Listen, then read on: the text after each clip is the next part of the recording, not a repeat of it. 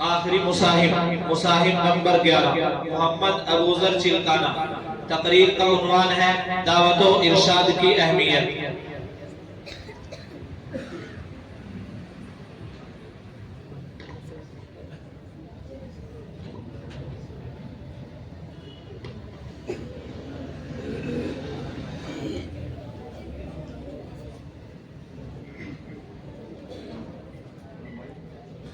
نحمده ونصلي على رسوله الكريم أما بعد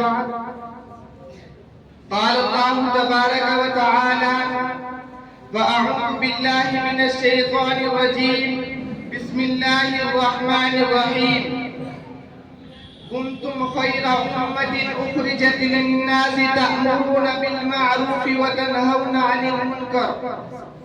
حاضرین اکرام اور بزرگان محترم، آج کی اس مبارک محفل میں آپ حضرات کے سامنے دعوت و تبلیغ کے متعلق چند معلومات پیش کرنا چاہتا ہوں۔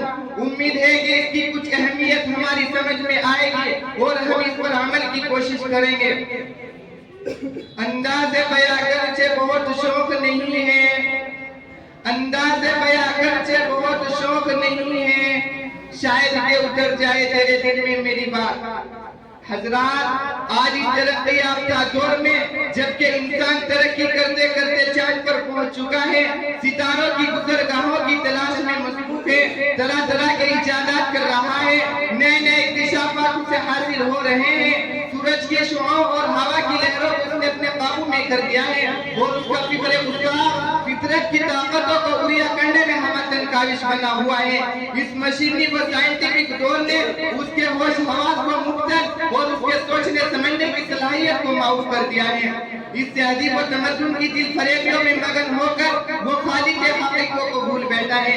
اس مادیت کے طوفان نے اس سے فکر آخرت کا تصور ہی ختم کر دیا ہے، جس کی وجہ سے اس انسان سے انسانیت ختم ہوتی جا رہی ہے۔ وہ خود کو ترقی یافتہ سمجھ کر ایمان و اخلاق کی زندگی سے محروم نہیں بلکہ اسے پامال کرنے کی کوشش کر رہا ہے، اس انسانیت کا جنازہ نکالنے کی کوشش کر رہا ہے۔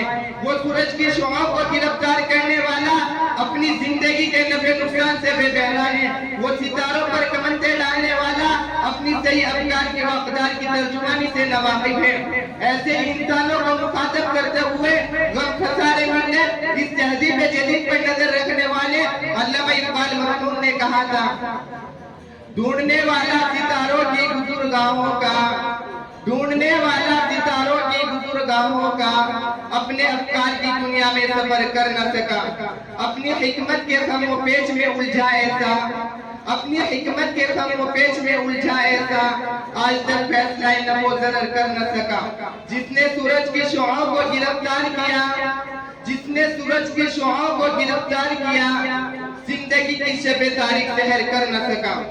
محترم حضرات، آج کے اس مشینی دور اور نازک حالات میں جبکہ ہر طرف مادیت کا جادو اپنی کرشمہ سازی کر رہا ہے، چڑھتے سورج کی پوجا ہو رہی ہے، ہر شخص سائنسی ایجادات کا مقبولہ دکھائی دیتا ہے، اخلاق و روحانیت نام کی کوئی چیز باقی نہیں رہ گئی ہے۔ اس دور میں دعوت ارشاد کی اہمیت اس قدر بڑھ چکی ہے، آج ہم بھی اسی قوت و طاقت کے ساتھ دعوت کے میدان میں آئے، قرآن و حدیث کی تعلیمات سے ان طاقت و قوتوں کو روشناس کرائے اور انہیں بتلائے یہ دنیاوی چمک، یہ مالیت کا جادو، یہ مال و دولت کی عز، یہ مقام و منصب، یہ قیادت و سیادت، یہ آسمانی تخیلات، یہ بلند پاک نعرے، ان سب کی کوئی حقیقت نہیں۔ ایک دن جب موت کی پرزور آندھی تمہارے اس گوشت والے جسم سے ٹکرائے گی تو تم اپنے بھر جائیں گے اور تمہیں من مٹی کے نیچے جانا پڑے گا اور وہاں سے تمہاری ایک زندگی کا نیا دور شروع ہوگا، وہاں تم سے اس دنیاوی زندگی کے بارے میں سوال ہوگا۔ دوستو، قرآن پاک میں بے شمار آیت ہیں جن میں اس دعوت کی ترغیب و فضیلت آئی ہے، بے شمار احادیث ہیں جس میں اس نازک موضوع پر کلام کیا گیا ہے۔ انبیاء علیہ السلام کی زندگی کا ایک ایک لمحہ اسی کا شاہد ہے۔ آپ کو یہی پیغام دعوت دے کر مبعوث فرمایا گیا ہے اور اس امت کو بھی امت دعوت اور خیر امت کے لقب سے نوازا ہے۔ خاص طور پر علماء امت اس کے براہ راست مخاطب ہیں، ان کی तो हरी जिम्मेदारी है वो अपने अंदर दाइयाना सिफात पैदा करके दुनिया को इस बहरान से बचाए। जो उनके सर से गुजर रहा है वो खुद को नए हालात से निपटने के लिए तैयार करे। जिस किस्म के हालात हो उसी किस्म की तैयारी करे। अगर इंसान तरक्की करते करते चांद पर पहुंच चुका है तो खुद भी दावत का पैगाम लेकर चांद पर पहुंच जाए। अपने दुआत व मुबल्लिगीन को तमाम फितनों से बाखबर करके इन फितना सामानियों का इसी तरह से जवाब करें और इन्हें ईमान व अखलाक की सिफात से आशना करें। अगर आज इस दावत को लेकर हम खड़े न हुए तो डर है कल क़यामत के मैदान में हमारा मुहासबा न हो जाए और हमें वहाँ परेशानी का सामना करना पड़े। सामईन इकराम, ये एक हकीकत है, जब कोई शख्स ये दावत लेकर खड़ा होता है तो उसकी राह में तरह तरह की दुश्वारी आती है। हर किस्म के तान और तशवीर से सुनने पड़ते हैं, हर तरह के लोगों से उससे वास्ता पड़ता है, लेकिन इस राह में सब्र और सुबात कदमी अव्वलीन शर्त है। अंबिया अलैहिस्सलाम को कितना सताया गया, किस तरह गालियों से नवाजा, किस तरह उनके जख्मों पर नमकपाशी की, किस तरह उनके जिसके नाखून को कुरेदा। पूरी तारीख जिस किस्म के वाक़यात से भरी पड़ी है आप हजरात बखूबी वाकिफ हैं। हजरत अलैहिस्सलाम ने 950 बरस उम्मत को दावत दी। लोगों ने और आपकी उम्मत ने आपको क्या क्या न कहा। दोस्तों, हैरत होती है, एक दिन नहीं, हफ्ता 2 हफ्ते नहीं, बरस 2 बरस नहीं, 100 साल 200 साल नहीं, बल्कि पूरे 950 बरस तबलीग करते रहे। आज हम एक आदमी को 2-4 मरतबा तबलीग को तस्कीर करके जिस हो जाते हैं, परेशान हो जाते हैं, फिर उससे मायूस व बददिल हो जाते हैं। हमें अंबिया अलैहिस्सलाम की तारीख तालीम नहीं देती।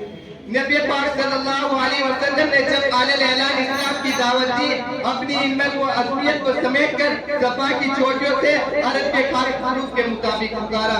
कहा, ए बनु अब्दुल मुत्तलिब, ए बनु अब्द मनाफ, ए बनु ज़हरा, ए बनु तमीम, ए बनु मखज़ूम, ए बनु असद, मैं कहता हूँ खुदा पर ईमान ले आओ। क़ूलू ला इलाहा इल्लल्लाह तुफ़्लिहून, वरना तुम्हारे लिए सख्त तबाही व बर्बादी है।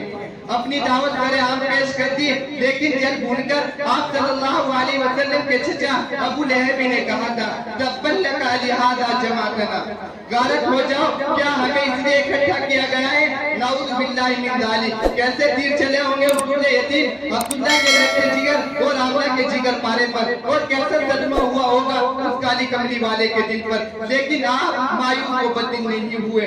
वाखिरु दावाना अनिल हम्दुलिल्लाहि रब्बिल आलमीन।